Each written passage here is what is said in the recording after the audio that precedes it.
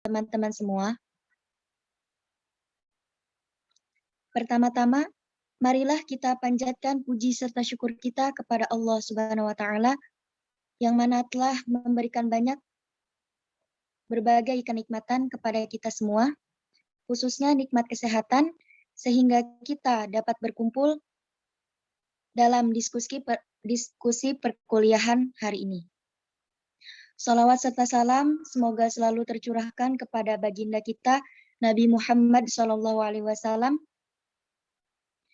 dan semoga kita mendapatkan syafaatnya di yaumil akhir kelak nanti.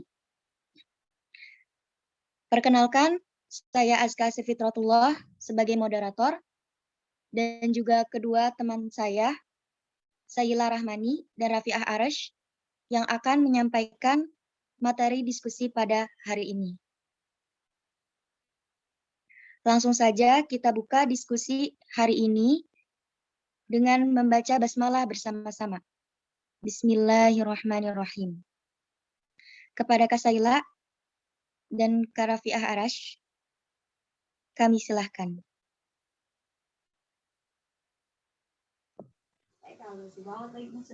Terima kasih kepada Kak Azka.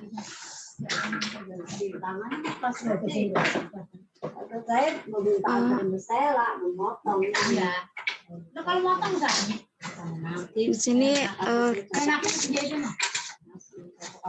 kami akan menjelaskan tentang abortus dan menstrual regulation. Pengertian. Abortus menurut Sardikin Ginaputra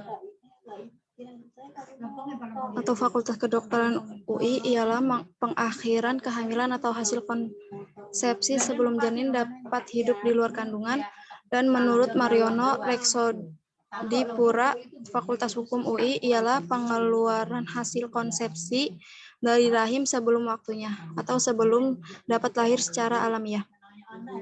Metode yang dipakai untuk abortus biasanya ialah 1.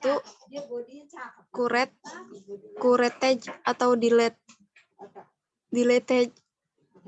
Yang kedua, dengan alat khusus, mulut rahim dilebarkan, kemudian janin dikiret atau dicuret dengan alat seperti sendok kecil. Yang ketiga, aspirasi, yakni penyedotan isi rahim dengan pompa kecil. Yang ketiga, histerotomi atau melalui operasi. Abortus atau pengguguran ada dua macam, ialah yang pertama abortus spontan atau spontaneous abortus, ialah abortus yang tidak disengaja. Abortus spontan bisa terjadi karena penyakit sifilis, kecelakaan, dan sebagainya. Yang kedua, abortus yang disengaja atau abortus provocatus atau induced pro-abortion. Dan abortus macam kedua ini ada dua macam. Yang pertama abortus artificialis therapeuticus, yakni abortus yang dilakukan oleh dokter atas dasar indikasi medis. Misalnya jika kehamilan diteruskan bisa membahayakan jiwa si calon ibu karena misalnya penyakit-penyakit yang berat antara lain TBC yang berat dan penyakit ginjal yang berat. Yang kedua, abortus provocatus criminalis, ialah abortus yang dilakukan tanpa dasar indikasi medis, misalnya abortus yang dilakukan untuk meniadakan hasil hubungan seks di luar perkawinan atau untuk mengakhiri kehamilan yang tidak dikehendaki. Menstrual regulation secara harfiah artinya pengaturan menstruasi atau datang bulan atau haid, tetapi dalam praktek menstrual regulation ini dilaksanakan terhadap wanita yang merasa terhambat waktu menstruasi dan berdasarkan hasil pemeriksaan laboratoris ternyata positif dan mulai mengandung. Maka ia minta dibereskan janinnya itu. Maka jelaslah bahwa menstrual regulation itu pada hakikatnya adalah abortus provocatus criminalis, sekalipun dilakukan oleh dokter. Karena itu abortus dan menstrual regulation itu pada hakikatnya adalah pembunuhan janin secara terselubung. Karena itu berdasarkan Kitab Undang-Undang Hukum Pidana atau KUHP pasal 299, 346, 348, dan 349, negara negara melarang abortus, termasuk menstrual regulation, dan sanksi hukumannya cukup berat. Bahkan hukumannya tidak hanya ditunjukkan kepada wanita yang bersangkutan, tetapi semua yang terlibat dalam kejahatan ini dapat dituntut, seperti dokter, dukun bayi, tukang obat, dan sebagainya yang mengobati atau yang menyuruh atau yang membantu atau yang melakukan sendiri.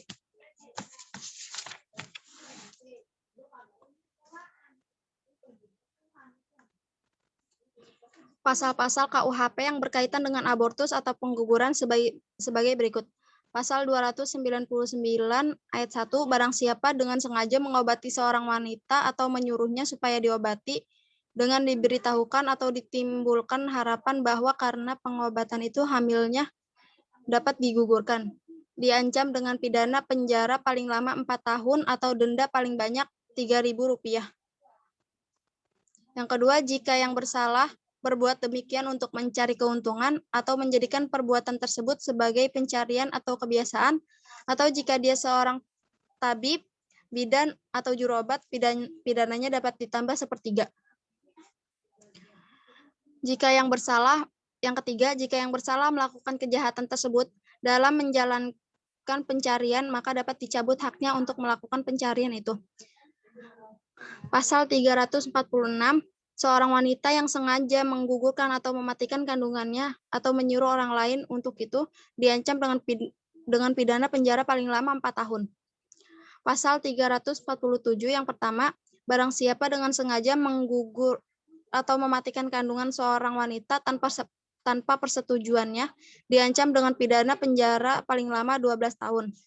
Yang kedua, jika perbuatan itu mengakibatkan matinya wanita dikenakan pidana penjara paling lama 15 tahun. Pasal 348 yang pertama, barang siapa dengan sengaja menggugurkan kandungan atau mematikan seorang wanita dengan persetujuannya diancam dengan pidana penjara paling lama 5 tahun 6 bulan. Yang kedua, jika perbuatan itu mengakibatkan matinya wanita tersebut dikenakan pidana penjara paling lama 7 tahun. Pasal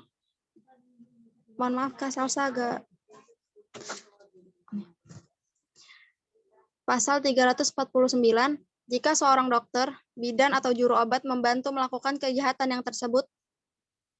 Pasal 346, ataupun melakukan atau membantu melakukan salah satu kejahatan yang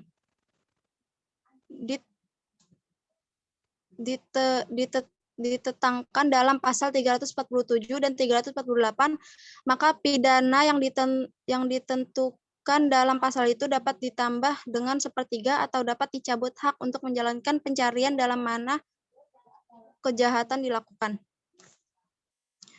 Pasal tersebut merumuskan dengan tegas tanpa pengecualian bahwa barang siapa memenuhi unsur-unsur kejahatan tersebut diancam dengan hukuman sampai 15 tahun. Bahkan bagi dokter, bidan, dan tukang obat yang melakukan atau membantu melakukan abortus, pidananya bisa ditambah sepertiga dan bisa dicabut haknya untuk melakukan praktek profesinya.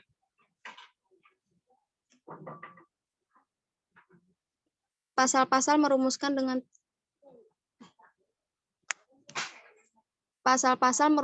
tegas tanpa pengecualian bahwa barang siapa memenuhi unsur-unsur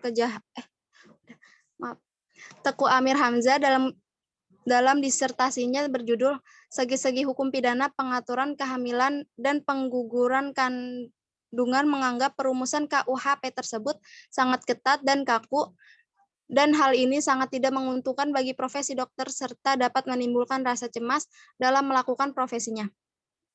Di satu pihak, dokter harus senantiasa mengingat kewajiban melindungi hidup insani sesuai dengan sumpahnya, namun di lain pihak, dokter dibayangi ancaman hukuman.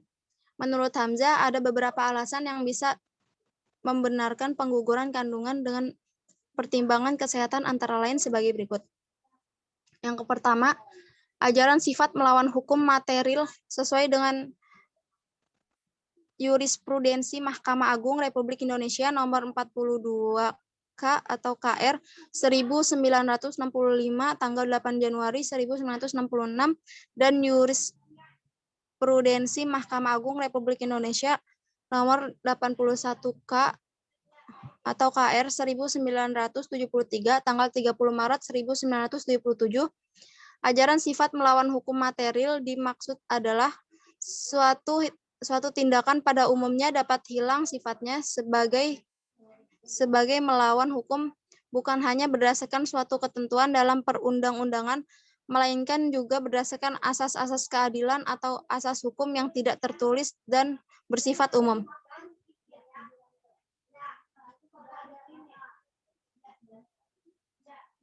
Yang mengandung unsur-unsur negara, tidak dirugikan, kepentingan umum dilayani, dan terdakwa tidak mendapat untung. Yang kedua, penjelasan pasal 10 Kode Etik Kedokteran Indonesia 1983 yang menyatakan larangan pengguguran kandungan tidak mutlak sifatnya dan dapat dibenarkan sebagai tindakan pengobatan, yaitu sebagai satu-satunya jalan untuk menolong si ibu. Akhirnya Hamzah menyarankan agar dibuat pengecualian dalam KUHP sehingga pengguguran kandungan yang dilakukan dokter atas pertimbangan kesehatan dapat dibenarkan dan bukan merupakan perbuatan yang melawan hukum. Tetapi sementara ini di kalangan ahli hukum di Indonesia ada yang mempunyai ide atau saran agar abortus itu dapat dilegalisasi seperti di negara maju atau sekuler. Berdasarkan pertimbangan antara lain bahwa kenyataannya abortus tetap dilakukan secara ilegal di mana-mana dan kebanyakan dilakukan oleh tenaga-tenaga non-medis, seperti dukun, sehingga bisa membawa resiko besar berupa kematian atau cacat berat bagi wanita yang bersangkutan. Maka sekiranya abortus dapat dilegalisasi dan dapat dilakukan oleh dokter yang ahli, maka resiko tersebut dapat dihindari atau dikurangi. Pendukung ide legalisasi abortus itu menghendaki pasal-pasal KUHP yang melarang abortus dengan sanksi-sanksinya itu hendaknya direvisi, karena juga dipandang bisa menghambat pelaksanaan program keluarga berencana dan kependudukan. Menurut penulis, pasal-pasal KUHP yang melarang abortus hendaknya tetap dipertahankan, dan penulis dapat menyetujui saran Hamzah agar dibuat pengecualian dalam KUHP, sehingga pengguguran kandungan yang benar-benar dilakukan atas indikasi medis dapat dibenarkan, dan apabila tanpa indikasi medis, maka abortus dan juga menstrual regulation merupakan pembuatan yang tidak manusiawi, bertentangan dengan moral Pancasila dan moral agama, dan mempunyai dampak yang sangat negatif berupa dekadensi moral, terutama di kalangan remaja dan pemuda. Sebab legalisasi abortus dapat mendorong keberanian orang untuk melakukan hubungan seksual sebelum nikah atau free sex atau kumpul kebo. Selanjutnya, Kak Rafiah Aras.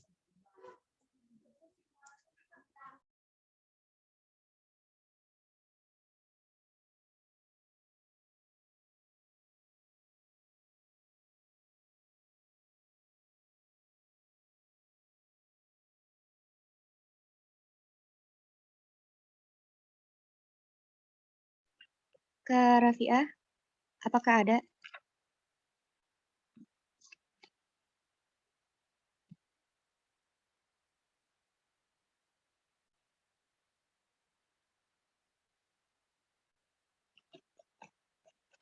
Baik, kalau gitu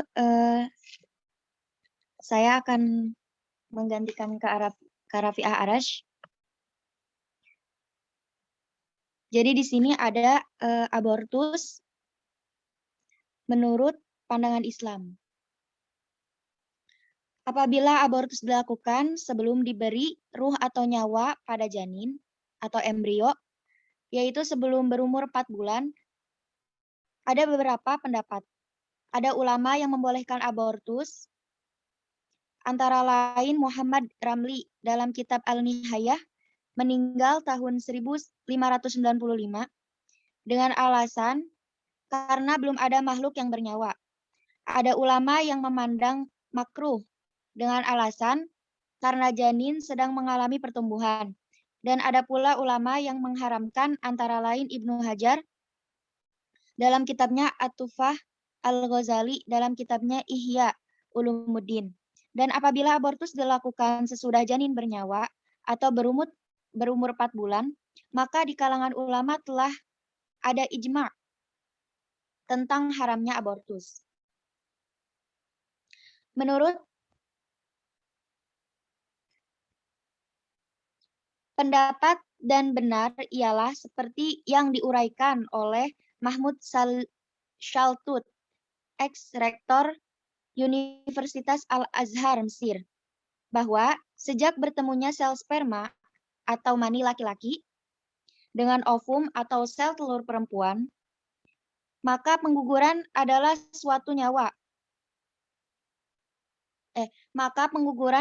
suatu kejahatan dan haram hukumnya.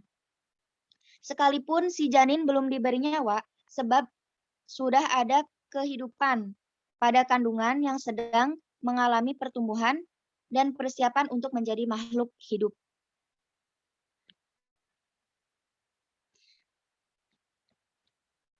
Yang mana makhluk hidup itu nantinya akan menjadi manusia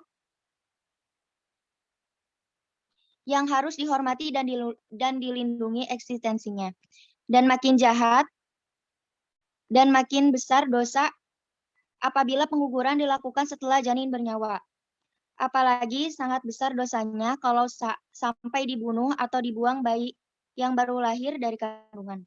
Tetapi apabila pengguguran itu dilakukan karena benar-benar terpaksa demi melindungi atau menyelamatkan si ibu, maka Islam memperbolehkan, bahkan mengharuskan, karena Islam mempunyai prinsip irtikabu akhafid dororoini wajibun. Menempuh salah satu tindakan yang lebih ringan dari dua hal yang berbahaya itu wajib. Jadi dalam hal ini Islam tidak membenarkan tindakan menyelamatkan janin dengan mengorbankan si ibu. Karena eksistensinya, si ibu lebih diutamakan mengingat dia merupakan tiang atau sendi keluarga dalam rumah tangga. Dan dia telah mempunyai beberapa hak dan kewajiban, baik terhadap Tuhan maupun terhadap sesama makhluk. Berbeda dengan si janin, selama ia belum lahir di dunia dalam keadaan hidup, ia tidak atau belum mempunyai hak seperti hak waris dan juga belum mempunyai kewajiban apapun. Kak Rafi'ah Arash sudah ada?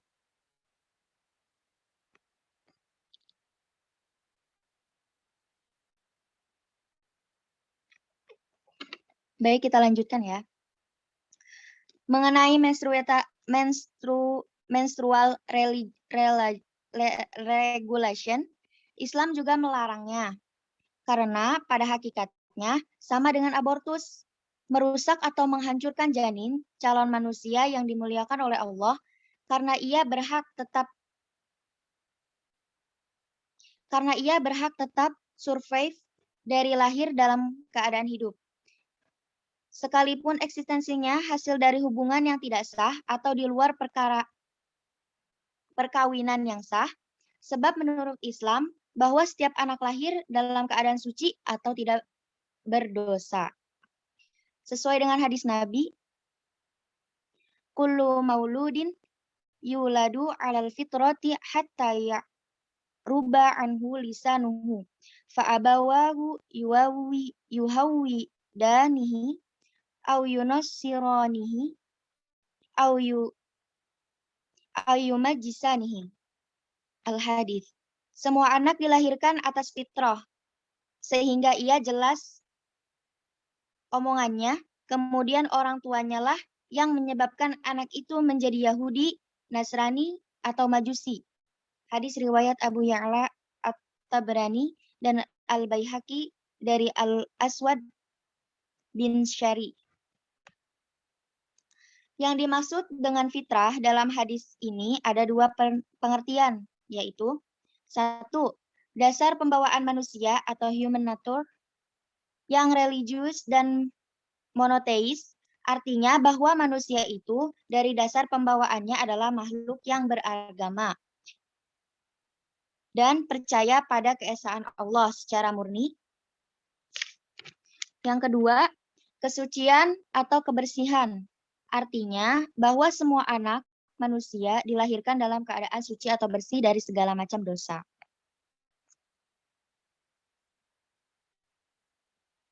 Kak Rafiah sudah ada.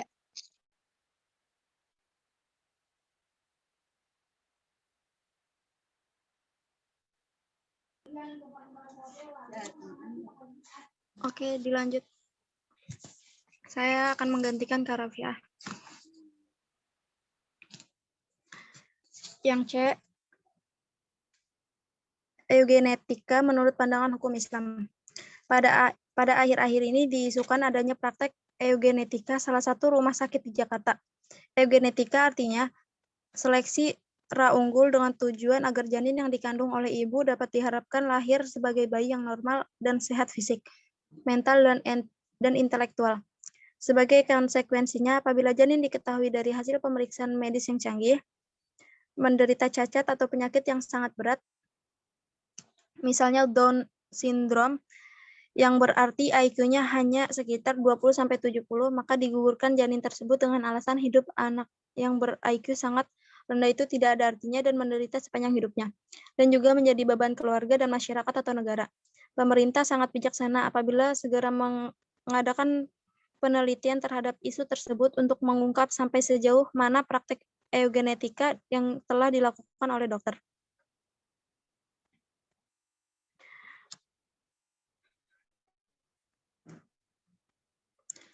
Rumah sakit yang disinyalir itu, apakah pengguguran janin yang telah dilakukan itu hanya terbatas pada janin yang menderita Down syndrome saja misalnya, ataukah lebih jauh lagi misalnya pengguguran juga dilakukan atas permintaan ibu atau keluarga yang bersangkutan karena jenis kelaminnya tidak sesuai dengan harapannya. Pemerintah harus mengambil tindakan tegas apabila rumah sakit tersebut melarang ketentuan perundang-undangan yang berlaku dari negara Republik Indonesia yang berasaskan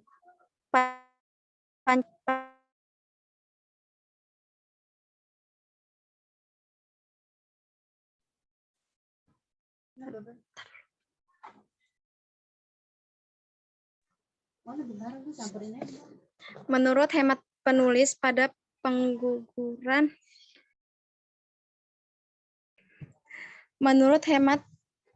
apabila pengguguran janin dilakukan dengan alasan Down syndrome masih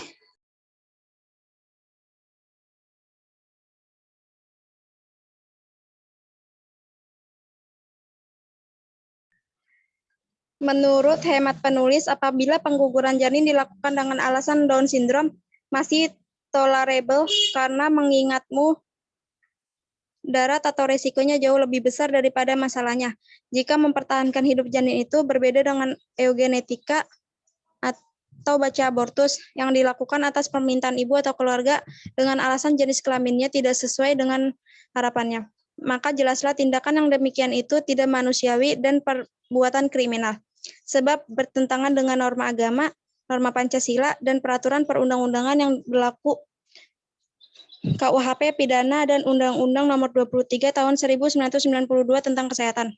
Ada baiknya pemerintah Republik Indonesia segera mengeluarkan peraturan pemerintahan untuk memperjelas ketentuan-ketentuan dalam Undang-Undang Nomor 23 Tahun 1992 tentang kesehatan yang berkaitan dengan kasus-kasus eugenetika tersebut di atas, yang pada hakikatnya sama dengan menstrual regulation, yakni pengguguran terselubung.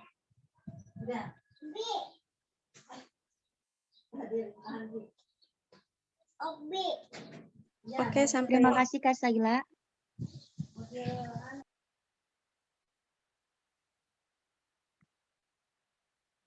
Sekarang untuk sesi ini akan dibuka tanya jawab. Bagi kakak-kakak yang ingin bertanya, dipersilahkan. Assalamualaikum Kak. Ya, Kak Yunita. Baik Kak, saya izin bertanya Kak. Kalau misalkan ada yang keguguran nih Kak, tapi itu tuh ngerasa pertamanya fisik dia itu emang kuat kan. Nah terus tapi ketika itu dia itu emang apa sih namanya kerja keras gitu kan segala macam. Nah itu tiba-tiba itu keguguran. Kalau kayak gitu hukumnya seperti apa ya Kak?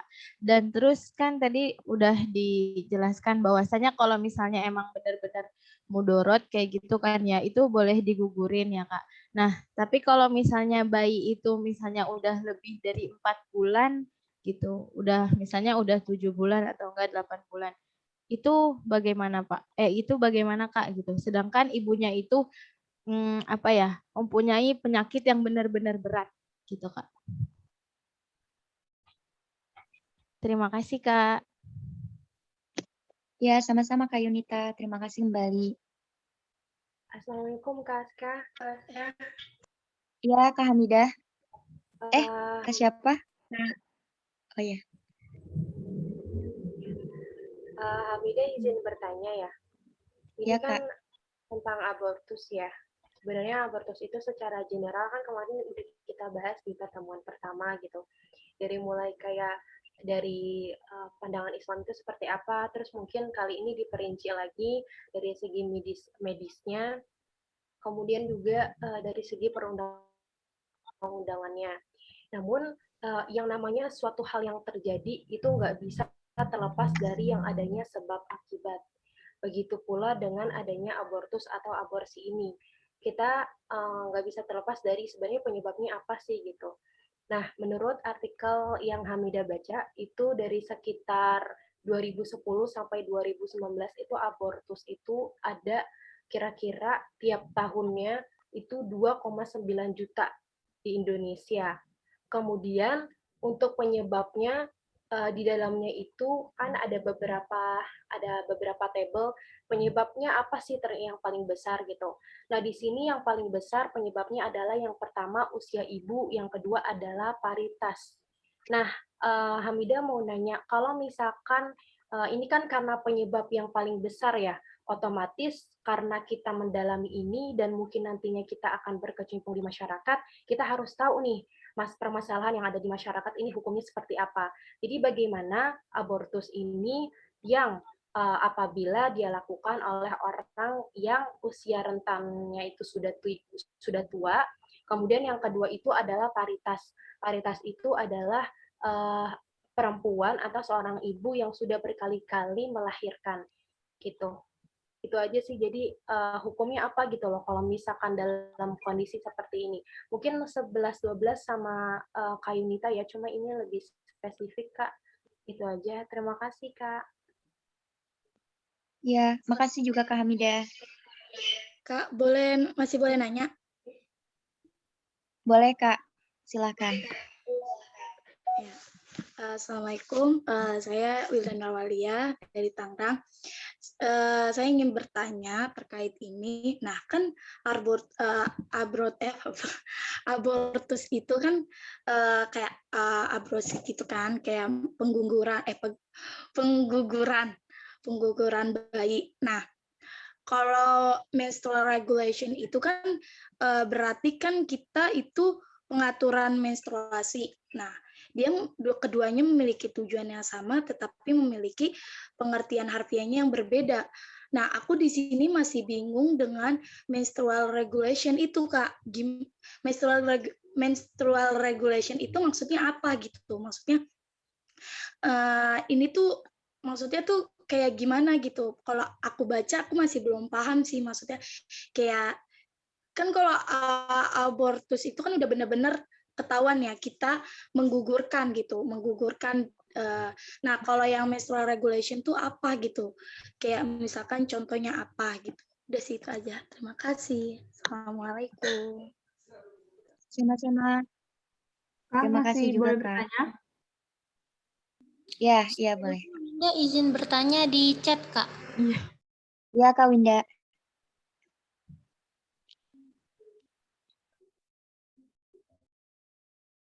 Kak Aska masih boleh bertanya, Kak? Silakan Kak Uti. Ya Kak. Ya silakan Kak Uti. Ya, perkenalkan nama saya Uti Wulandari. Jadi gini, kan abortus tadi kan tidak diperbolehkan ya, kecuali memang kondisinya memang benar-benar darurat sekali bisa mengancam nyawa seorang ibu gitu. Terus gimana nih misalnya ya mungkin ini menurut menurut saya gitu, misalnya seandainya nanti ada nih seorang ibu dia sudah hamil, tetapi di tengah kehamilannya dia menerima kenyataan bahwa suaminya selingkuh gitu. Jadi dia tidak terima nih, misalnya terlalu sakit hati gitu. Maksudnya tuh kayak ada ya orang yang selingkuh tuh benar-benar sampai mentalnya tuh down gitu kan. Kan ada gitu beberapa orang yang seperti itu. Jadi seorang ibu ini dia karena dia saking sudah kecewa mungkin ya dengan kenyataan bahwa suaminya ini selingkuh, jadi dia sampai ingin menggugurkan anaknya gitu. Jadi itu gimana Kak kira-kira, apa diperbolehkan dengan dalih bahwa untuk melindungi psikologis seorang ibu gitu. Karena dia udah kecewa banget, udah benar-benar down banget karena tahu ternyata selama ini suaminya sudah selingkuh gitu di belakangnya. Kemudian pertanyaan yang kedua itu tadi cuman ini Kak, mau nanya yang tentang eugenetika tadi, berarti menurut secara ijma ulama yang tentang Down syndrome tadi yang diperbolehkan di makalah tadi kan katanya diperbolehkan ya katanya masih ditoleransi, berarti menurut ulama itu memang sudah pasti diperbolehkan Kak, yang tentang eugenetika tadi. Baik, cuma itu aja Kak, terima kasih. Terima kasih kembali Kak Uti dan semua kakak-kakak yang sudah bertanya.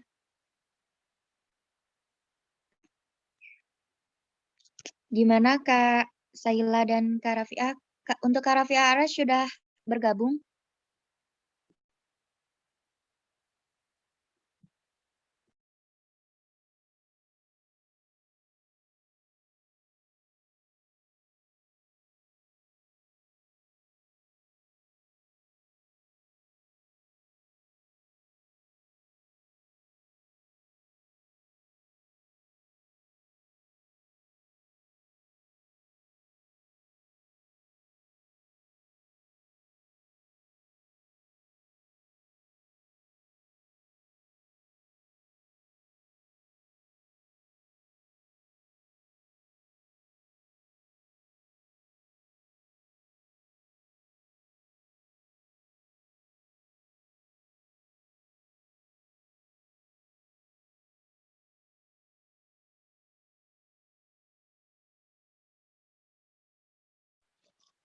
Nah, dari pertanyaan-pertanyaannya, saya akan ulang kembali. Pertanyaan yang pertama, dari Kak Yunita ya, tentang bagaimana jika seorang ibu itu sudah memiliki fisik yang kuat, tapi tiba-tiba juga mengalami abortus ini. Nah, itu masuk ke dalam abortus yang mana?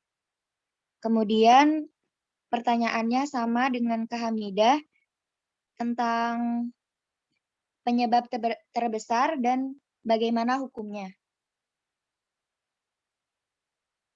Terus dari Kak Wilda yang menstrual regulation. Kemudian dari Kak Uti tentang bagaimana hukumnya aborsi yang dilakukan karena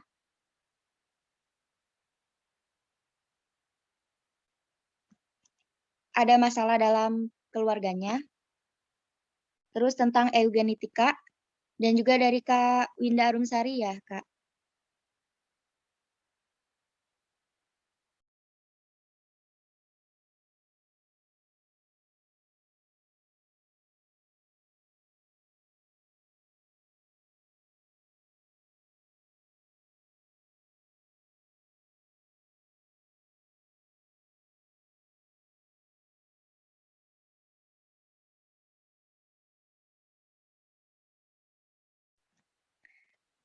Saya coba menjawab yang pertanyaan yang pertama ya, Kak, yang dari Kak Yunita. Kalau misalkan fisik si ibu itu kuat gitu, terus juga karena dengan masalah dan lain hal, akhirnya dia mengalami abortus atau keguguran gitu. Nah, abortus ini itu bisa masuk dalam kategori abortus spontan, artinya kegugurannya itu secara alamiah gitu. Jadi bukan karena sengaja digugurkan, tapi karena memang keadaannya karena sakit, lelah atau apa gitu. Jadi menyebabkan keguguran pada janinnya. Itu Kak. Berarti itu nggak ada hukum ininya ya, maksudnya nggak dosa Ya, si ibunya itu karena dia benar-benar alami gitu, nggak dihukumin ya haram jadi gitu kan. enggak. Kalau menurut saya gitu ya, soalnya kan itu memang terjadi ya secara alamiah aja gitu, spontan, karena tidak sengaja juga ingin menggugurkannya gitu. Iya. Baik Kak, terima kasih. Ya, sama-sama Kak.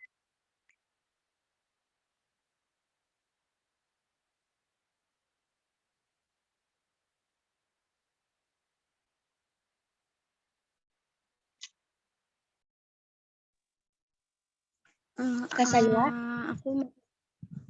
Iya Kak, aku izin menjawab pertanyaan Kak Wilda tentang menstrual regulation.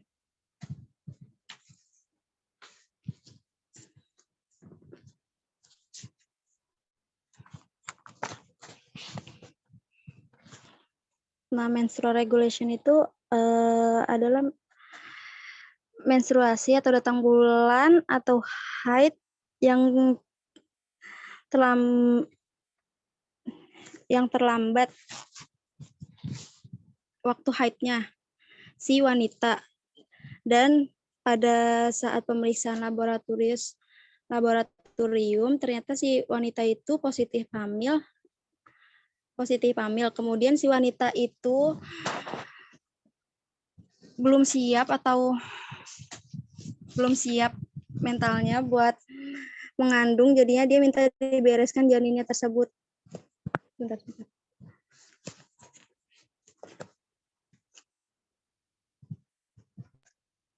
Tapi di sini dalam konteks menstrual regulation dia masih bersinambungan dengan KB atau tidak. Kan misalkan ada orang KB terus dia nggak tahu kalau misalkan dia hamil, kayak tiba-tiba aja, kan ada orang yang suka kayak gitu ya, maksudnya kebablasan gitu. Terus ya nggak ketahuan tiba-tiba hamil. Nah, itu apa yang dimaksud dengan menstrual regulation, atau menstrual regulation itu yang dimaksud dengan dia pakai cara dengan azal gitu, dengan dia pakai hitungan sendiri tanpa adanya KB gitu.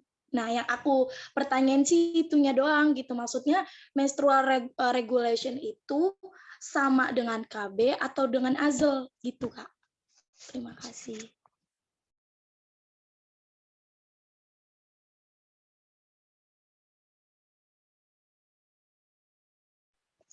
oke Kak, saya coba menambahkan ya. Jadi kan menstrual regulation itu bisa diartikan penggugurannya itu terselubung. Jadi kemungkinan juga KB itu juga termasuk gitu, karena berkesinambungan gitu, terselubung. Ada, kalau misalkan kata kita mah bahasanya kalau ngomong langsung sama yang tersirat gitu, artinya terselubung. Bagaimana Kak Saila?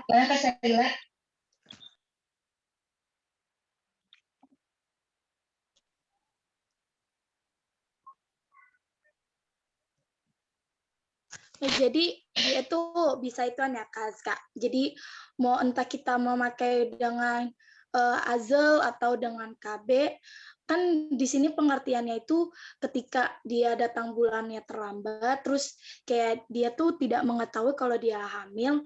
Nah, baru dia tuh kayak belum siap atau apa gitu, jadinya dia menggugurkan gitu dengan cara abortus gitu Kak. Seperti itu Kak. Iya.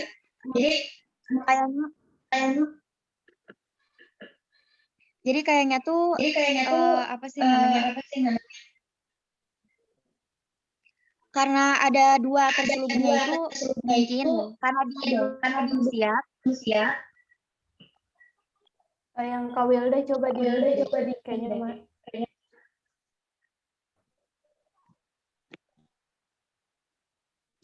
Jadi ada dua kemungkinan. Yang pertama itu karena dia belum siap, jadi dia dengan sengaja menggugurkannya. Nah, yang kedua itu ada apa ya namanya? Sebelum dia tahu bahwa dia itu sedang mengandung atau sedang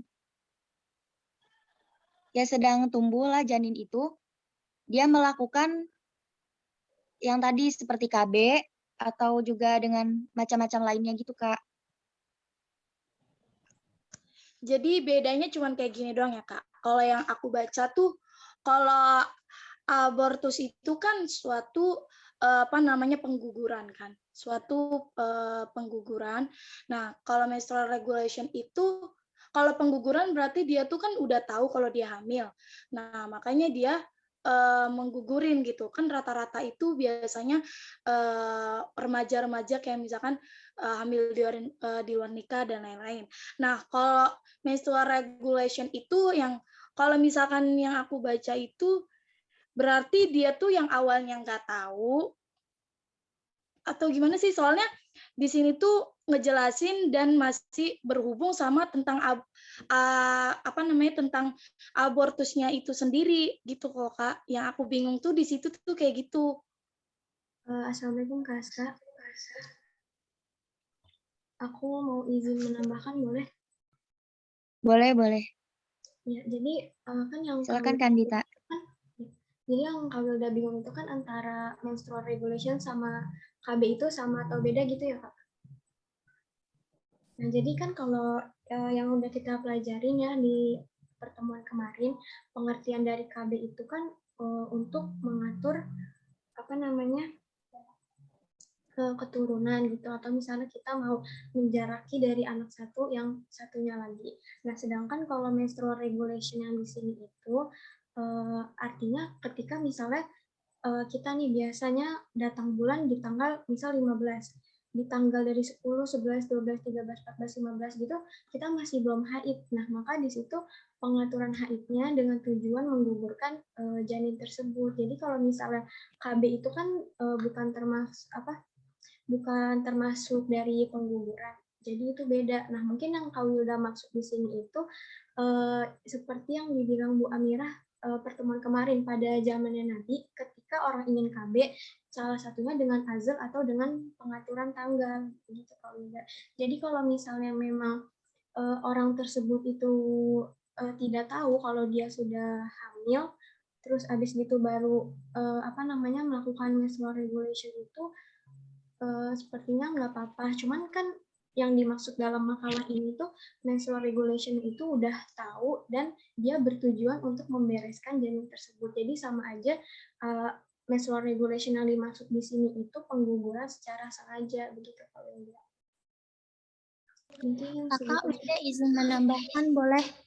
Ya, boleh. Boleh Kak Winda, silakan. Sebelumnya mohon maaf yang di sini on cam soalnya ada dua Zoom Winda pakainya, yang satu buat video, yang satu buat audio. Jadi gini Kak, kalau Winda ambil poin intinya gini, bukan terlambat terus dites ternyata hamil, bukan. Soalnya kalau abortus juga pasti kayak gitu Kak. Emang tanda-tanda hamil kayak gitu. Pertama terlambat mensnya, terus abis itu dites ternyata hamil. Jadi antara menstrual regulation sama abortus ya sama aja, pasti mereka ada di fase yang itu. Nah, yang Winda ambil kesimpulannya, jadi kalau abortus itu kan emang kita benar-benar ini ya, kita minta bantuan orang atau kita sendiri gitu, benar-benar diangkat janinnya. Tapi kalau yang menstrual regulation, kita tuh kayak gini, ibaratnya naudzubillah min zalik, kita hamil, terus kita tuh kayak nggak mau makan, terus kita kayak minum obat-obatan yang sebenarnya nggak bagus buat orang yang hamil gitu. Obat ini dilarang untuk ibu hamil, tapi kita tetap minum. Supaya apa? Supaya ya kita berharap biar janin yang ada di kita tuh keluar gitu. Nah, jadi kalau yang menstrual regulation, Winda nangkepnya kayak gitu. Tapi kalau yang abortus emang kita ngeluarin gitu loh. Kayak lewat dukun bayi atau lewat yang bidan yang kayak begitu Kak. Mohon koreksinya Ibu dan kakak-kakak.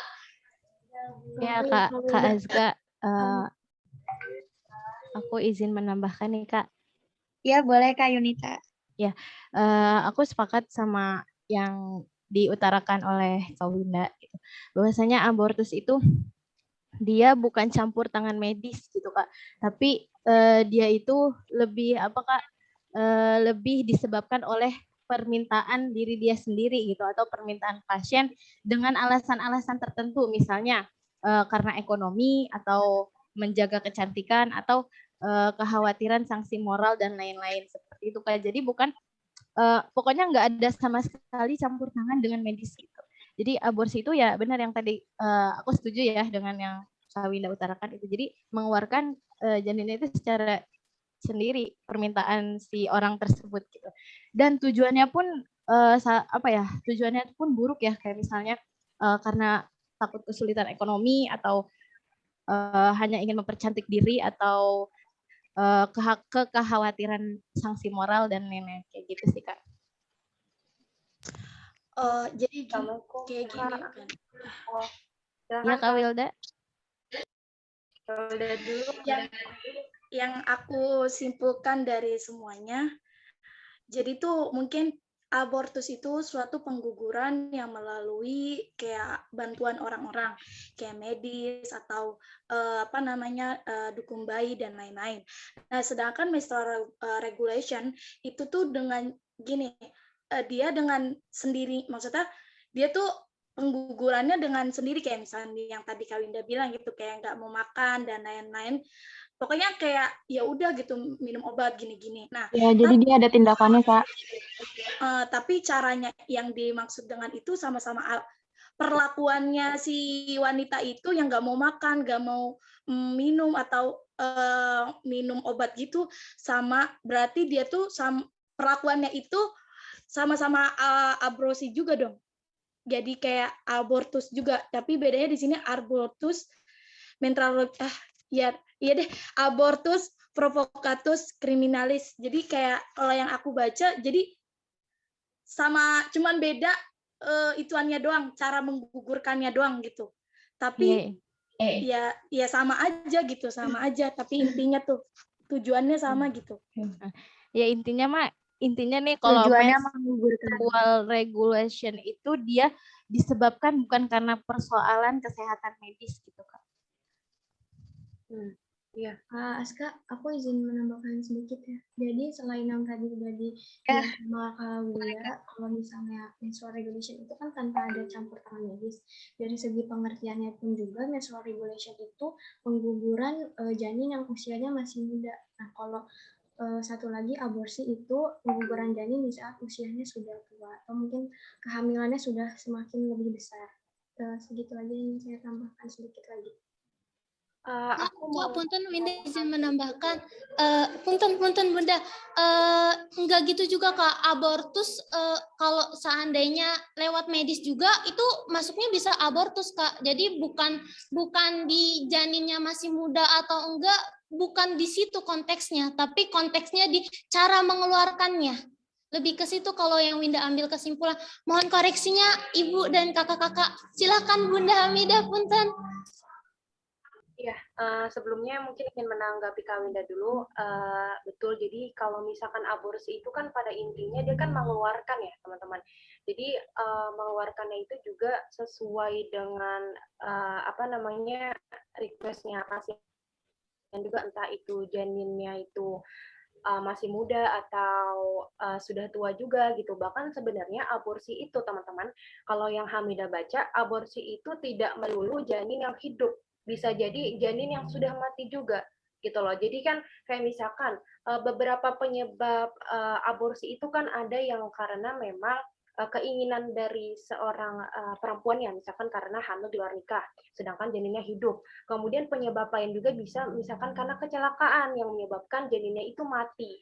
Jadi kita itu jangan selalu menganggap bahwasanya abortus ini adalah sesuatu hal fatal yang negatif gitu. Tetapi mungkin ada penyebab lain karena misalkan kecelakaan, kemudian janinnya itu sudah mati di dalam tubuh kita dan harus diangkat, kalau tidak akan membahayakan kepada si ininya, kepada si perempuannya. Itu yang pertama menanggapi Kak Winda dan Kak Andita. Kemudian selanjutnya, mungkin kalau misalkan teman-teman, saya ingin menambahkan ya, dari tadi mungkin teman-teman anggapannya seputar menstrual regulation itu sudah banyak, tetapi mungkin saya ingin menegaskan simpelnya adalah kita harus lihat lagi nih definisi secara harfiahnya itu apa sih. Menstrual regulation secara harfiahnya itu kan definisinya itu bahwasanya mereka ini regulasi dalam menstruasi, ya, pengaturan waktu menstruasi yang dibuat-buat oleh si perempuan itu gitu, sampai-sampai dengan alih-alih pengaturan ini gitu, mereka secara alasannya mereka tidak sadar bahwasanya mereka itu hamil, kemudian inilah mereka beralih ke keguguran gitu, atau menggugurkan seorang janin yang ada di dalamnya gitu. Jadi menstrual regulation itu poinnya ada dua. Yang pertama itu adalah regulasi atau pengaturan dari segi masa haid, yang kemudian yang kedua adalah pengguguran secara terselubung. Kayak gitu, pengguguran secara terselubung. Ini dua hal yang mungkin perlu banget teman-teman catat. Yang harus diingat seputar menstrual regulation itu apa sih? Jadi ada dua hal tadi. Yang pertama adalah pengaturan masa haid, yang kemudian adalah pengguguran secara terselubung. Kemudian teman-teman bisa jabarkan sedemikian rupa sesuai dengan apa yang sudah di materi, di makalah, ataupun yang sudah dijelaskan oleh teman-teman tadi. Itu aja mungkin tambahan dari Hamidah. Terima kasih teman-teman. Assalamualaikum Kakak Pamakalah, izin Ya, terima kasih Kak Hamidah. Oh iya, boleh Kak, boleh kasihnya. menanggapi dari pertanyaannya Kak Winda yang ada di chat nih. Yang pertanyaan kedua, izin bertanya sekali lagi bagaimana kalau abortus karena si ibu ialah korban pemerkosaan. Izin Kak Winda dan teman-teman. Jadi kalau misalkan dalam Islam sendiri adalah hukumnya haram Kak untuk dilakukan untuk menggugurkan dari si calon itu walaupun dia dari korban pemerkosaan si anaknya itu kan. Soalnya ini aku baca dari buku yang kemarin lagi Profesor Haji Masjuk Zuhdi. Kalau misalkan pada hakikatnya semua abortus itu merusak atau menghancurkan si calon manusia. Karena manusia itu sebenarnya kan dimuliakan oleh Allah. Karena itu berhak tetap dia harus lahir dalam keadaan hidup gitu kan. Sekalipun eksistensinya hasil dari hubungan yang tidak sah atau di luar dari perkawinan yang sah.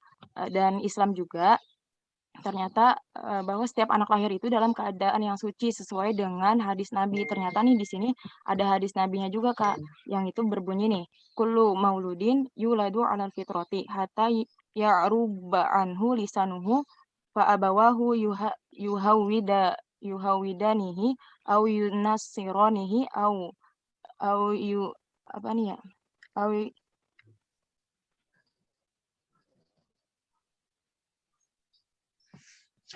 aduh nggak kebaca ini, maaf Kak. Pokoknya artinya semua anak dilahirkan itu atas fitrahnya sendiri sehingga ia dijelaskan sehingga ia jelas omongannya. Kemudian orang tuanya lah yang menyebabkan anak itu menjadi Yahudi, Nasrani dan Majusi. Terus yang dimaksud dengan fitrah dalam hadis ini adalah yang pertama, dasar pembawaan manusia sendiri yaitu yang religius dan monoteis. Artinya bahwa manusia itu dasar dari pembawaannya adalah makhluk yang beragama dan percaya pada keesaan Allah yang murni. Terus yang kedua, bahwa kesucian dan kebersihan artinya bahwa semua anak manusia dilahirkan dalam keadaan suci atau bersih dari segala macam dan dosa. Itu kalau misalkan dari buku ini ya Kak. Terus ada lagi nih kalau misalkan dari perkataannya Ustadz Adi Hidayat juga sebelumnya nih ada juga dalilnya di surat Al-Maidah ayat 32 itu bunyinya Bismillahirrahmanirrahim min ajli dzalika katabna ala bani Israil annahu man qatala nafsan bighairi nafsin aw nafsan fil ardi faka'annama qatalan nasa jami'an wa man ahyaha faka'annama ahyan nasa jami'a walaqad ja'athum rusuluna bil bayyinati tsumma inna katsiran minhum ba'da dzalika fil ardi la musrifun, yang artinya, oleh karena itu kami tetapkan suatu hukum bagi Bani Israel bahwa barang siapa yang membunuh seorang manusia bukan karena orang itu membunuh orang lain atau bukan karena membuat kerusakan di muka bumi, maka seakan-akan dia telah membunuh manusia seluruhnya, Kak. Dan barang siapa yang memelihara kehidupan seorang manusia, maka seolah-olah dia telah memelihara kehidupannya manusia semuanya. Dan sesungguhnya telah datang kepada mereka Rasul-Rasul kami dengan membawa keterangan-keterangan yang jelas. Dan sampai seterusnya Quran surat Al-Maidah ayat 32. Dan terkait dengan aborsi ini, jadi menurut Ustadz Hadi, setiap umat tidak hanya manusia punya batas makhluk untuk hidup kan, batas waktu untuk hidup maksudnya, yang disebutnya juga dengan ajal. Jangan pernah kita memastikan semua yang terkait dengan ajal atau kedatangan kematian seorang hamba itu adalah karena itu merupakan hak dari prerogatif Allah. Jadi kalau misalkan urusan ajal itu sebenarnya ketentuannya tuh sama Allah aja, Kak. Khusus untuk tenaga medis. Jadi Ustadz Adi mengatakan nih motivasi dari Al-Quran untuk para dokter adalah memberikan dorongan pada ibu hamil agar menikmati kehamilannya. Ini kalau misalkan ada masalahnya tuh seorang ibu tuh ingin menggugurkan kandungan anaknya, kalau misalkan anaknya tuh kayak ada kecacatan gitu, Kak. Jadi dia tuh nggak nerima, ibunya itu nggak nerima kalau misalkan si bayinya itu akan cacat gitu ketika dilahirkan. Dan si ibu ini pengen gimana caranya biar anak ini nggak lahir, akhirnya dengan abortus gitu kan. Jadi dia nggak terima gitu. Terus kalau misalkan harusnya sih dari dokter itu memberikan dorongan pada ibu agar menikmati kehamilannya. Mungkin acuan ilmu kedokteran kan seperti itu, tapi puncaknya kematian adalah ketentuan dari Allah. Jadi balik lagi dari urusannya tuh sama Allah gitu, Kak. Tapi kalau misalkan di sini kondisi kandungan dianggap membahayakan ibu hamil, misalkan janin terdeteksi bermasalah dan belum ada ruhnya. Kalau belum ada ruhnya, itu bisa dilakukan tindakan mengeluarkan janin. Tindakannya mengeluarkan janin ya, Kak. Itu diperkenankan sepanjang diduga mengancam nyawa sang ibu.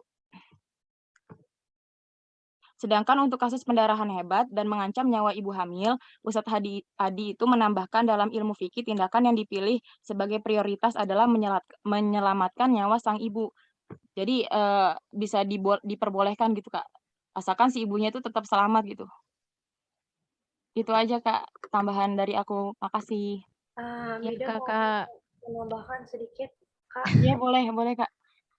Iya, ini ingin menanggapi yang pertanyaan Kak Winda yang tadi dijawab Kak Cindy juga ya, bagaimana kalau abortus karena ibu itu korban pemerkosaan dan apabila dilakukan aborsi karena takut adanya fitnah. Jadi kalau sepeninjauan Hamidah itu korban pemerkosaan itu adalah memang sebuah ujian ya, sebuah ujian pasti teman-teman. Yang dialami oleh seorang perempuan itu, karena yang namanya pemerkosaan kan seorang perempuan itu kan adalah korban, jadi sebuah hubungan seks yang memang tidak diinginkan dari kedua belah pihak gitu, jadi salah satunya dirugikan. Ini yang pertama ujian. Nah dari sini satu hal yang terjadi, ini ujiannya itu ada banyak banget. Yang pertama ujian dari segi sosial, karena namanya seorang perempuan yang diperkosa, mungkin secara mentalnya ada sebagian orang yang berempati, ada sebagiannya orang yang mungkin yang mencaci, karena pada dasarnya, oh dia berarti mungkin dalam tanda kutip, mohon maaf, sudah tidak suci atau apa gitu, karena sudah menjadi korban pemerkosaan orang lain dan lain sebagainya. Ini adalah bagian dari ujian gitu. Kemudian bagaimana dia nanti naik lagi levelnya, bagaimana setelah dia dari segi mental, ujian yang pertama mental dari segi sosialnya, kemudian juga perasaan dia terhadap pelaku, ini juga bisa ujian setelahnya, apakah dia bisa menerima anak itu? Apakah dia bisa menerima anak sebagai seorang dari pemerkosaan gitu. Nah, ini dari tahapan ini pasti kan perlu ada perlu ada dukungan dan juga motivasi yang tadi sudah disampaikan Kak Cindy, bahwasanya seorang anak ini adalah anugerah gitu. Ujian mungkin pemerkosaan itu adalah ujian sebagai bagian dari cobaan gitu. Tapi bagaimanapun juga seorang anak yang nantinya akan lahir ini adalah dari Allah, anugerah dari Allah. Nah, mungkin ini akan menjadi salah satu bentuk motivasinya seperti itu. Jadi kalau misalkan aborsi dilakukan karena takut adanya fitnah, nah ini kan berarti kan tadi ada karena dari segi sosial ya. Ya kita teduh poin aja bahwasanya ini karena adanya pemerkosaan dan lain sebagainya. Kemudian setelah dibuat klarifikasi, berusaha meyakinkan diri dan orang lain bahwasanya ini akan menjadi tetap karena ada di tubuh saya, maka akan menjadi anak saya besarkan, ini sudah menjadi tanggung jawab saya kalau misalkan ini akan menjadi janin yang sehat, dalam tanda kutip janin yang sehat. Kemudian kalau misalkan memang tadi sudah disampaikan oleh Kak Cindy, akan mempengaruhi fisik. Misalkan nih yang diperkosa itu adalah anak usia 14 tahun, kemudian nggak bisa untuk lanjut melahirkan, ya udah itu sah-sah aja mungkin aborsi. Tapi kalau misalkan nggak ada hal yang medis, kemudian mungkin cuma karena alasan yang misal yang apa ya, yang mungkin masih bisa lah gitu diperkuatkan. Mungkin kasus ini adalah yang harus kita tingkatkan itu kesadaran diri masing-masing kita melihat ini. Bagaimana kita melihat dari segi sosial, memberikan edukasi kepada para lelaki, kemudian juga pada para perempuan gitu. Atau mungkin bahasanya biasanya yang sering ada itu woman support woman, gimana kita caranya mendukung perempuan agar tidak takut untuk menghadapi ragam cobaan ini. Itu aja sih mungkin tambahan dari Hamidah. Terima kasih teman. Terima kasih teman. Kak Azka, maaf saya ingin menambahkan.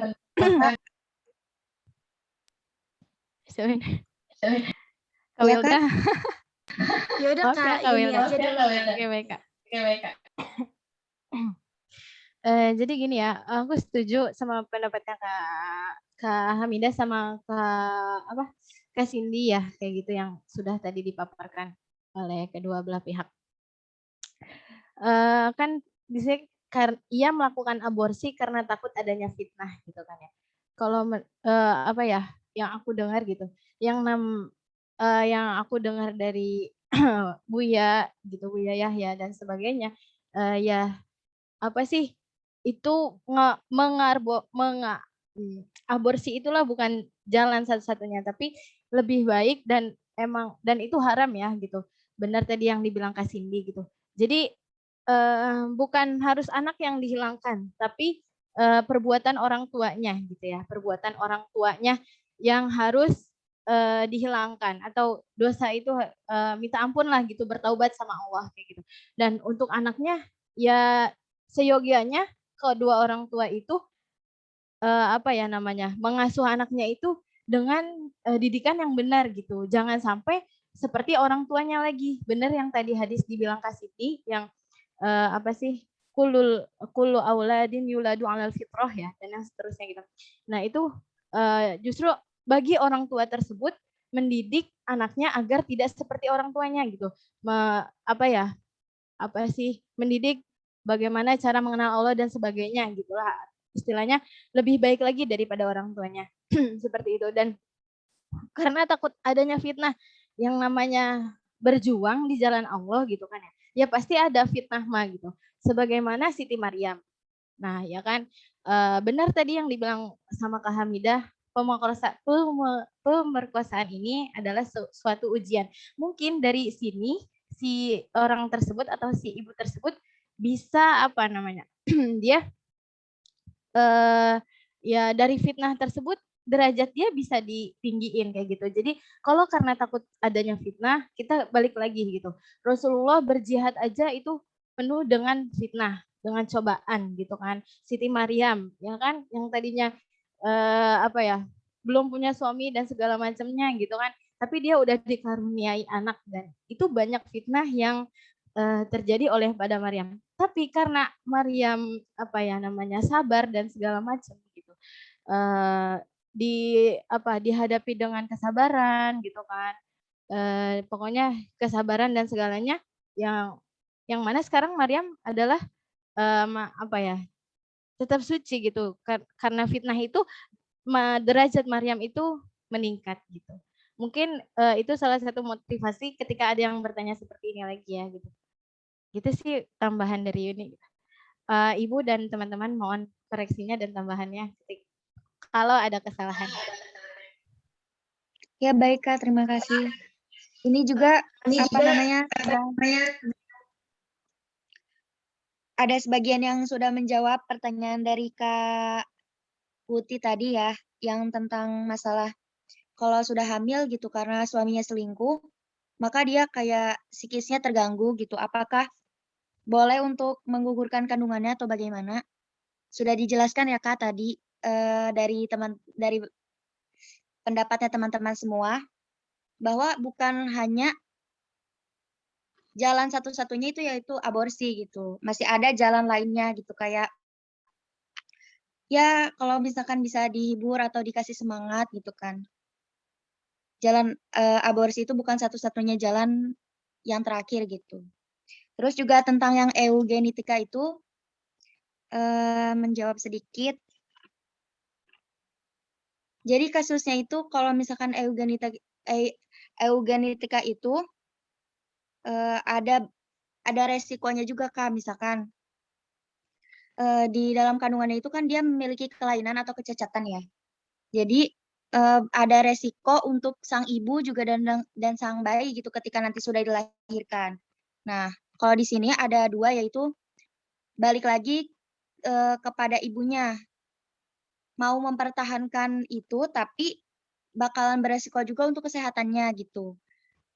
Nah, tapi juga kalau misalkan digugurkan ya kayak sayang aja gitu kalau misalkan mempunyai bayi gitu kan, bayinya juga mau hidup gitu untuk menjadi manusia ya seperti kita gitu.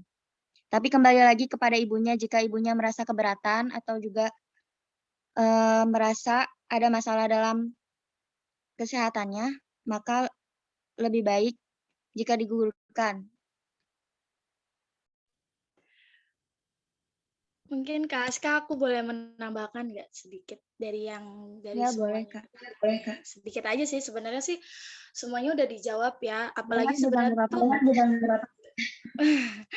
pertanyaan ini sebenarnya tuh udah pernah diluncurkan pada minggu kemarin, tapi beda dalam konteksnya aja. Kayak soal hamil duluan nikah, terus gimana tanggapannya gitu, mau kalau misalkan si ibunya ini pengen gugurin atau gimana. Sebenarnya itu pertanyaan udah ada dalam minggu kemarin dan jawabannya juga udah ada sebenarnya. Nah, tapi mungkin diperjelas lagi pada hari ini karena pembahasannya juga mencakupi ini kan gitu. Nah, sebenarnya gini loh, kalau kita masalah menggugurkan anak tanpa sebab, apalagi ini kesalahan konteksnya, kesalahan dari kedua orang tuanya gitu kan, itu tuh ini anak dalam kandungan tuh nggak salah apa-apa, dia nggak tahu apa-apa, tapi di sini yang jadi korban anaknya ini kena gitu loh.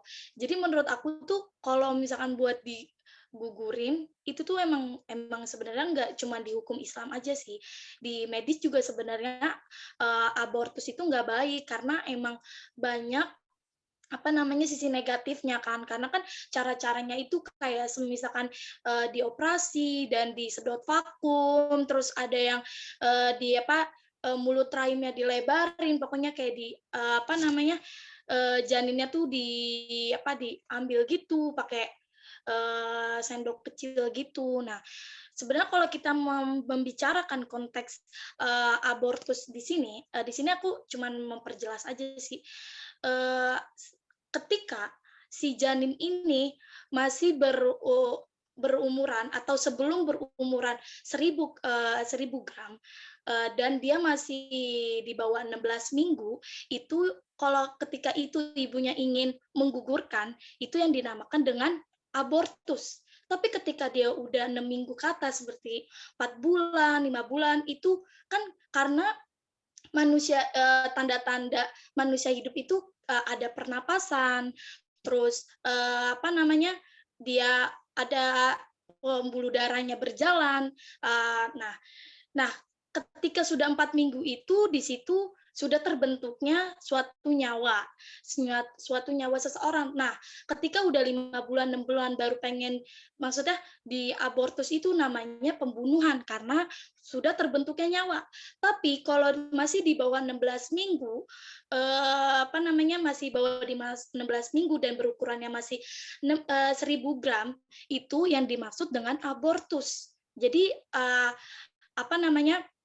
pengguguran di sini tuh yang belum terbentuknya nyawa gitu, masih segumpal darah yang benar-benar belum kelihatan, kayak sebulan, 2 bulan, biasanya sampai 4 bulan. Nah, itu yang dimaksud dengan, biasanya kan kalau anak muda itu melakukan abortus itu ya karena dia baru tahu 2 bulan gitu, 3 bulan. Nah, itu baru yang disebut dengan abortus. Nah, di sini kita harus tahu ya, yang disebut dengan abortus itu tuh pas kapan gitu waktunya. Nah, waktunya itu ketika itu gitu. Tapi ketika udah 4 bulan ke atas, dia itu namanya pembunuhan karena sudah terbentuknya suatu nyawa seseorang. Nah, sebenarnya ini pertanyaan ini juga udah pertanyaan dan jawaban ini sebenarnya udah kemarin kan, karena kemarin tuh mencakupnya udah melebar dari KB sampai pengguguran gitu. Dan di sini aku cuma menambahkan sedikit aja sih, karena semua kakak-kakak di sini sudah memberi tanggapan yang memang lebih dari baik gitu, udah bagus gitu, udah detail gitu pengertian di sini gitu. Jadi menurut aku kalau buat menggugurkan anak itu tuh ya udah ketentuan dalam Islam itu udah haram. Terus maksudnya kayak gini loh, namanya itu perilaku kita. Ketika kita sudah berani memain api, kita harus siap kena baranya. Ketika si ibu itu udah berani main yang hal-hal udah di luar batas, dia harus terima. Karena kalau kita berhubungan dengan seseorang lelaki dan terlalu berlebihan, akan seperti itu gitu, akan terbentuknya karena nafsu. Manusia itu memiliki rasa nafsu yang tinggi gitu.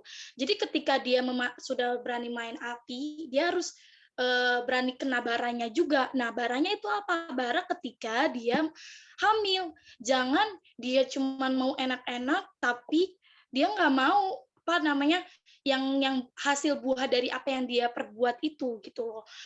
Kalau misalkan difitnah, dicaci, dimaki, itu sudah jadi resiko. Yang melakukan kebenaran saja itu masih sering difitnah, apalagi yang jelas-jelas melakukan kesalahan. Itu poinnya. Yang jelas-jelas melakukan kesalahan itu pasti juga kena batunya lah gitu. Mungkin apalagi kan tetangga mulut pada, ya namanya juga manusia kan gitu. Kira kita harus terima, jangan ya mungkin dia ngerasa down gitu kan, karena apalagi support system terbesar kan keluarga, dan keluarga mungkin mencaci maki juga, dia pengen stres gitu ya. Tapi jalan keluarnya itu bukan dengan cara menggugurkan, itu suatu yang salah, dan salahnya itu seumur hidup, bahkan sampai ke akhirat nanti gitu. Itu karena tanggung jawabnya kan sampai akhirat gitu. Jadinya seharusnya orang tua yang kena seperti itu, apalagi misalkan dia korban pemerkosaan, ya yang pertama ya nggak boleh yang digugurin, karena anak itu nggak salah, anak itu yang salah. Walaupun si ibunya ini juga dia kan karena ujian yang telah tadi dibilang oleh Kak Hamidah, ya itu ujian gitu. Dan itu benar-benar harus, ya nggak boleh sih, maksudnya bukan jalan satu-satunya kalau buat menggugurkan itu gitu. Dan seharusnya dia buktiin kepada orang-orang yang mencaci dia tuh bahwa apa yang dia, sebenarnya ini bukan sepenuhnya salah dia sih, karena pemerkosaan itu kan bukan salah di perempuan ya kan. Ya tapi seharusnya dia buktiin, karena dia kena korban kayak gini, dia buktiin dia tuh bisa mendidik anak yang menghasilkan anak yang generasi yang baik, yang bermoral, yang berpendidikan, yang berwawasan luas gitu. Ya walaupun emang itu sulit ya, sulit banget, emang sulit banget buat dijalanin karena itu berkaitan dengan harga diri juga. Ya namanya manusia kan gitu. Ya menurut aku itu bukan jalan satu-satunya sih buat menggugurkan. Mungkin aku itu aja sih buat penjelasan karena udah dijelasin oleh kakak-kakak yang lain, mungkin ibu dosen dan teman-teman yang lain ingin menambahkan lagi. Terima kasih. Terima kasih kembali untuk Kak Wilda dan teman-teman semuanya. Masih ada yang ingin menambahkan? Atau dari kakak pemakalannya? Ya, Kami izin menambahkan dari ya boleh. pertanyaannya, bukan maksudnya mencoba menjawab pertanyaannya siapa nih? Kak Winda ya? Oh, ada lagi, Kak. Ini yang pertama, pertanyaan pertama. Apa sih? Kalau abortus apakah dihukumi nifas juga nantinya gitu ya? Nih coba kita tahu dulu definisi dari nifas itu, Kak. Jadi nifas itu kan darah yang keluar disebabkan oleh adanya kelahiran anak. Hukum darah nifas sama seperti hukumnya haid. Termasuk hal-hal yang diperbolehkan atau Kak, diharamkan. kayaknya pertanyaannya Kak Winda yang pertama itu belum dijawab ya? Iya. Sepertinya.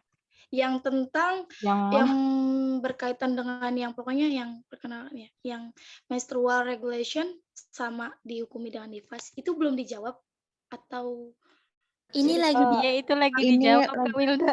lagi dijawab sama Kak Cindy, Kak. Lagi dibantu jawab. Nggak apa-apa, iklan ya, Kak, dikit. Oke, lanjut lagi ya. Jadi itu kan pengertian dari nifas. Terus kalau misalkan dikutip dari buku Fikih Wanita yang ditulis oleh Syekh Kamil Muhammad, takaran maksimal bagi keluarnya nifas adalah 40 hari. Hal ini diriwayatkan dari Ummu Salamah. Pada masa Rasulullah, para wanita yang sedang menjalani masa nifas menahan diri selama 40 hari atau 40 malam. Ini hadis riwayat Daud dan At-Tirmizi. Terus pada riwayat keguguran, apabila janin yang berada dalam kandungan ibu sudah berbentuk manusia nih, maka darah yang keluar setelahnya itu termasuk dari nifas. Tapi jika janin yang keluar belum berbentuk manusia, maka darah setelahnya tidak dikategorikan sebagai nifas, namun dianggap sebagai darah kotor yang tidak menghalangi kewajiban salat dan puasa. Jadi masih boleh nih Kak buat sholat sama puasa. Terus menurut para ulama, waktu minimal bagi janin terbentuk menjadi manusia sempurnanya itu 81 hari atau setidaknya sekitar 90 hari.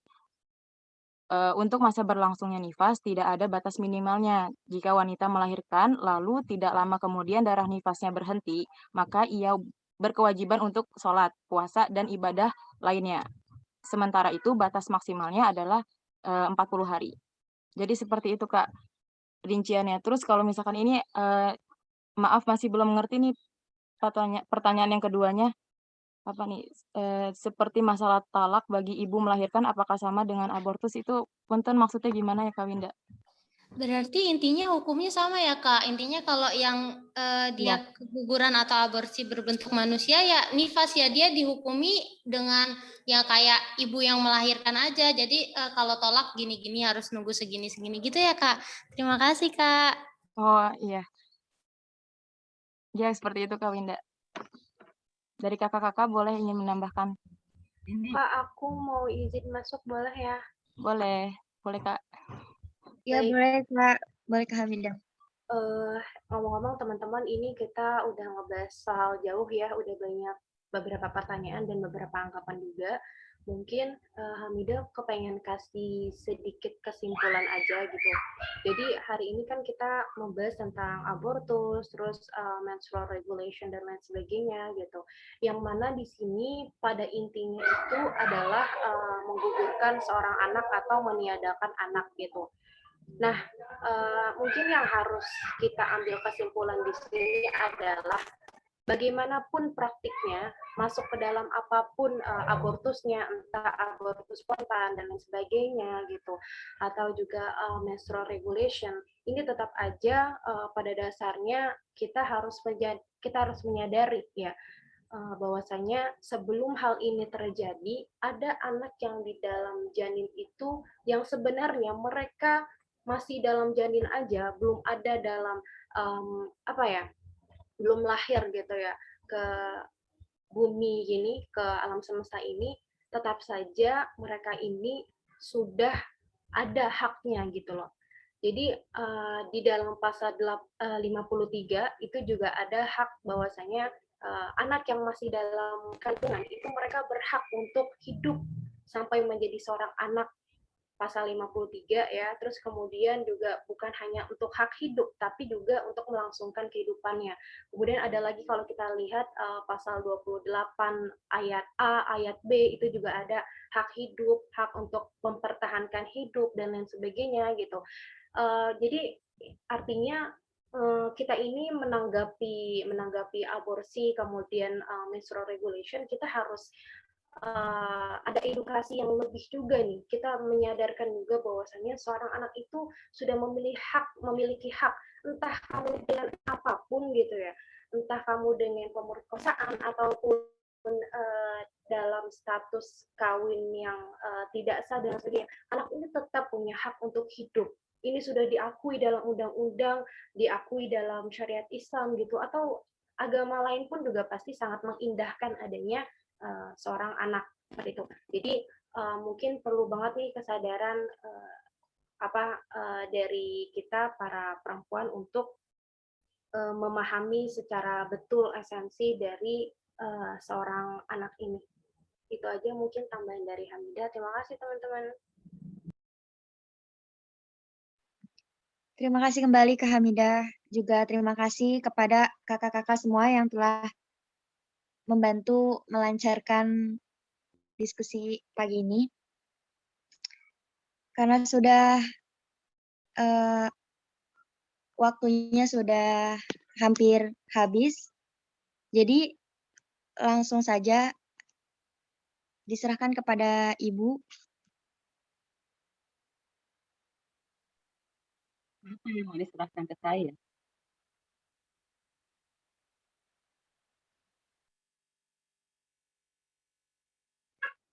Apa yang mau diserahkan ke saya? Ibu maaf Bu, untuk ini udah paling pinter nih, menyampaikan udah pinter-pinter semua. Apa yang saya lagi mau omongin coba? Habis kalian udah ngomong semua hal. Oke. Ya Bu, Cindy. jika ada yang ditambahkan. Cindy, mana Cindy?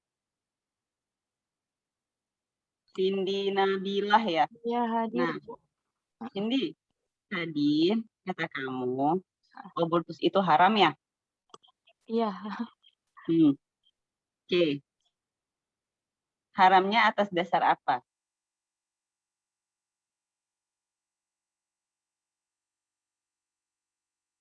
Cindy jangan baca-baca.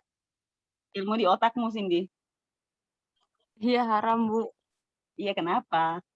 Kalau misalkan tujuannya tuh bukan buat apa sih, ibunya tuh jadi sehat, gimana sih? Bingung ngejelasinnya. Iya, dari tadi juga lebih ini kamu kok pinter ngejelasin.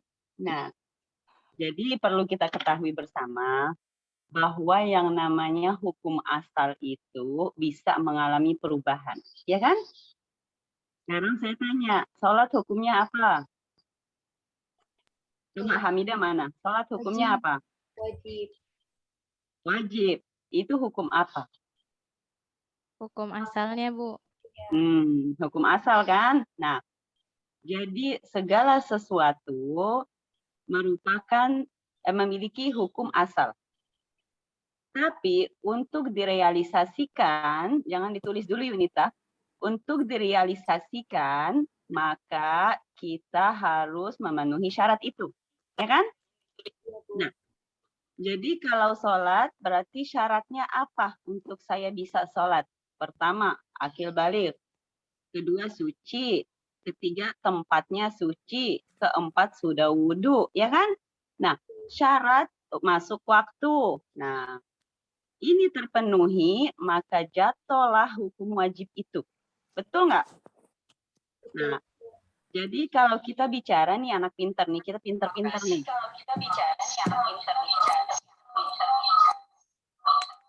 Suara saya bergema ya sayang? Suara saya bergema ya sayang? Enggak, Kak Kutia, matiin mic-nya tolong, Kak. Oh, nggak apa-apa. Nggak apa-apa. Saya kira dari saya nggak apa-apa, Mutia. Jadi kalau kita bicara tentang hukum, bedakan antara mana hukum asal dan mana hukum yang bisa berubah. Gradasi hukum kan ada. Nah, artinya selama syarat itu sudah terpenuhi, jatuhlah hukum asal. Paham ya? Cindy, Hamidah, adik-adikku yang cantik-cantik, siapa lagi Winda, ya. Nah, ketika hukum asal itu belum memenuhi syarat, maka kita pasti jawabannya apa? Tergantung. Tergantung apa nih? Tergantung syaratnya, keadaannya, manfaatnya, ya kan?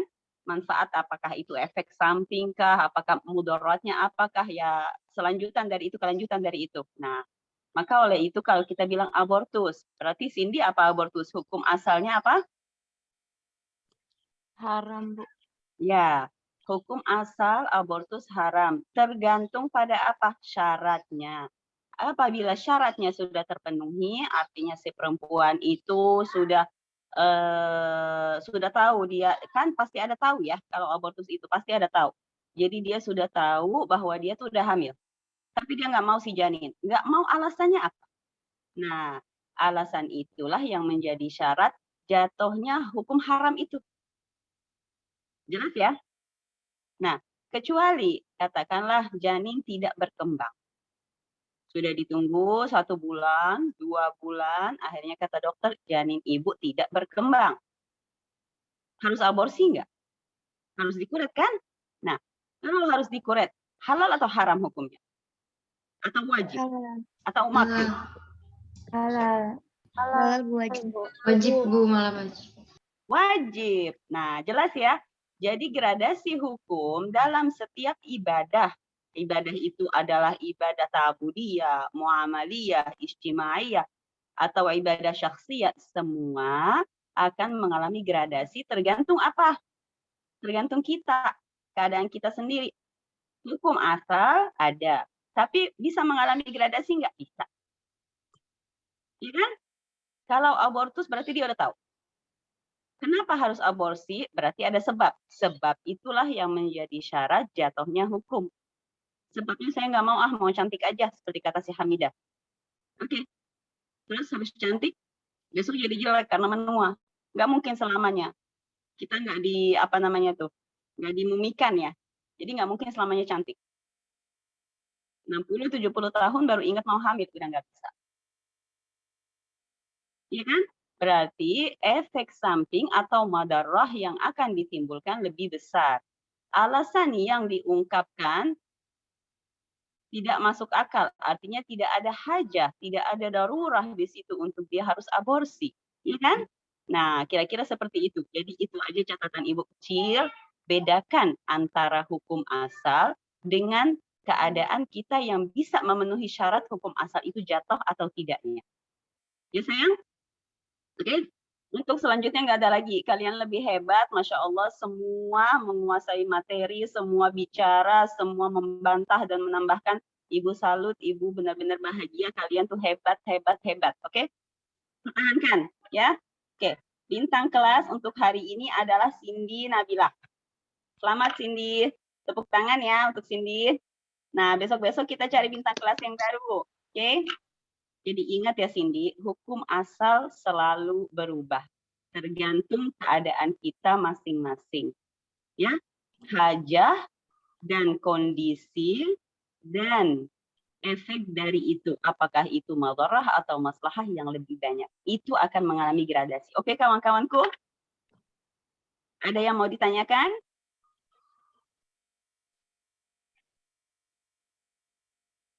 Nggak ada?